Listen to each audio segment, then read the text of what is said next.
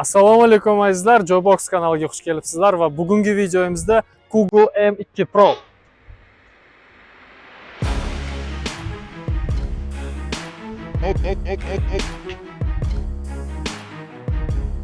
Google M2 Pro bu faqat shahar ichida haydalish kerak bo'lgan skuter, shaharga moslashgan skuter azizlar. Va yaqinroq kelsanglar hozir sizlarga ko'rsatamiz har bitta detallarini. Eng muhim knopka mana bu yerda joylashgan. Bosib tursanglar ekranchik yoqiladi. Ekranchik juda unchalik funksionalli emas. Skorost ko'rsatib turadi. Передачani ikkita knopka bilan, knopkani 2 marta bosish bilan o'zgartirsa bo'ladi. Zaryadka va probeg. Bu yerda modifikatsiyalar bor, ya'ni lampochkadan keyin cruise kontrolli yoqiladi. Tormoz bosganingizda mana bunaqa undov belgisi yoqiladi. Boshqa hech narsa yo'q. O'chirib turamiz poka что buni. O'ng tomonda gaz, chap tomonda tormoz, kolokolchik, oldida esa lampochka, bitta LED lampochka. Lampochka yaxshi yoritadi kechki payt. Oldi tomon bu koleso motor, oldida tormoz yo'q hech qanaqa. Motor o'zida, lekin tormoziz qiladi skuter va orqada bitta diskoviy tormoz. Diskoviy tormozni ham ishlashi zo'r. Umuman не к чему придраться. Bu esa ekstrenniy tormoz deyiladi. Ya'ni srochniy to'xtash kerak bo'ladigan vaziyat bo'ldi, yo'lingizdan kimdir chiqib qoldi yoki tormoz отказ berdi. Mana shu narsa tepiladi oyoq bilan, tepilmaydi, spokойно bossa ham bo'ladi va skuter o'zi sekin to'xtaydi. Lekin bu ekstrenniy, buni odatiy holda ishlatib bo'lmaydi. Orqa tomonda hamda lampochkalar bor, gabarit chiroqlar. Skuter yoqig'ligida bu prosta gabaritni ko'rsatib turadi, tormozni bosganda bu markaz qiladi. Hamda skladovание sistemasi bor skuterni bu tomonidan. Mana bu knopkachani tepaga ko'taramiz va buni pastga tushirish kerak bo'ladi.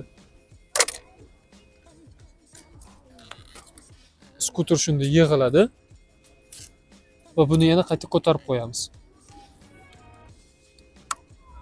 Joyga tushgandan keyin bo'ldi, skuter hech qayerga ketmaydi, ko'tarsanglar bo'ladi bemalol. Skuterning og'irligi o'rtacha 15 kilogramcha bor. Skuterni o'z holatiga qaytarish uchun yana shu narsani tepaga ko'taramiz. Mana bu narsani tepaga ko'taramiz. Tepaga ko'tarib turib, bunisini pastga bosamiz va o'z holiga qaytadi. O'z holiga qaytgandan keyin buni yana ko'tarib qo'yish kerak. Boshqa hech qanaqa detali yo'q, oson qurilgan. Hech qanaqa maятниковый podveska yoki amortizatsiyasi yo'q bu skuterda. Asosiy xarakteristikalarga to'xtab o'tamiz. Vazni rostdan 15 kilogramm ekan skuterni 120 kilogrammgacha ko'taradi. 120 kilogrammgacha odam chiqib bemalol haydasa bo'ladi.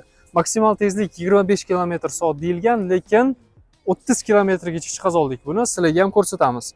100% zaryadkada 30 km-gacha, 25-30 km-gacha yura oladi. Sizni haydash odatlaringizga qarab. 15% gacha bo'lgan xiyaliga chiqa oladi. Hamda защита от воды и пыли IP54. Bu degani brizgli bo'lsa, sachrasa suv hech nima qilmaydi. Bundan защитasi bor, lekin suvga tiqib bo'lmaydi degani. Changam sachrasa, tiysa hech nima qilmaydi, lekin qumga tiqib polностью bo'lmaydi. Diskoviy sistema motordan tormoz bera oladi. Orqada diskoviy tormozi bor va pedalniy tormozini ham ko'rsatib o'tdik, ekstrenniy tormozini. 350 vattlik motor va 7,5 amper chas batareykasi. 4-5 soatda 100% zaryad oladi. Juda zo'r. Hamda bu skuterni приложениеga ulasa bo'ladi. Приложениеda nima bor hozir sizlarga ko'rsatib o'tamiz. Ulanish приложениеga juda oson ekan. Tepada mana Bluetooth knopkasi turibdi. O'sha Bluetooth knopkasini bosganingizda o'zida skuterni yoqasiz va srazu chiqadi mana. Umuman hech qanaqa задержкasi srazu chiqyapti. Knopkani bosasiz bo'ldi, ulangan. Bu yerda nima qilsa bo'ladi? Передачani o'zgartirsa bo'ladi. Birinchi, ikkinchi, uchinchi. Farani yoqsa bo'ladi.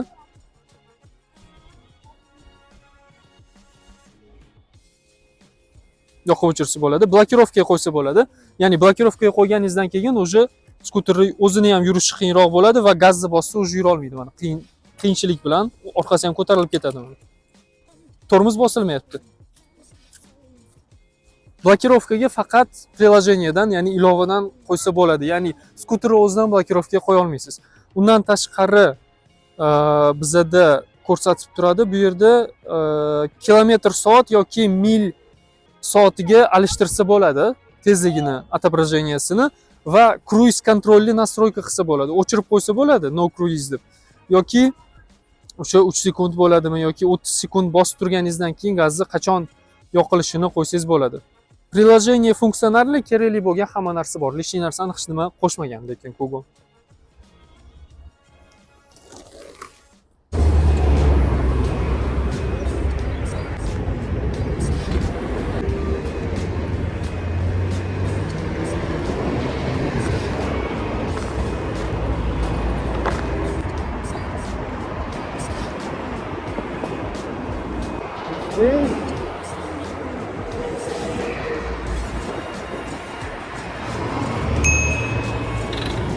Üç. Hemen.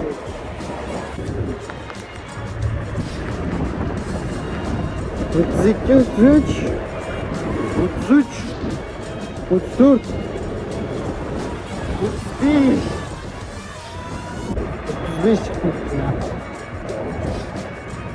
Kugo M2 Pro tez va dinamichniy ekan. Tekislikda 30 km/soatgacha va pastga tushayotganda 34 km/soatgacha razgon oldi. Zapas xodasini, ya'ni 100% zaryadkada necha kilometr yura olishini tekshirishimizni xohlasanglar, kommentariyaga kirib yozinglar.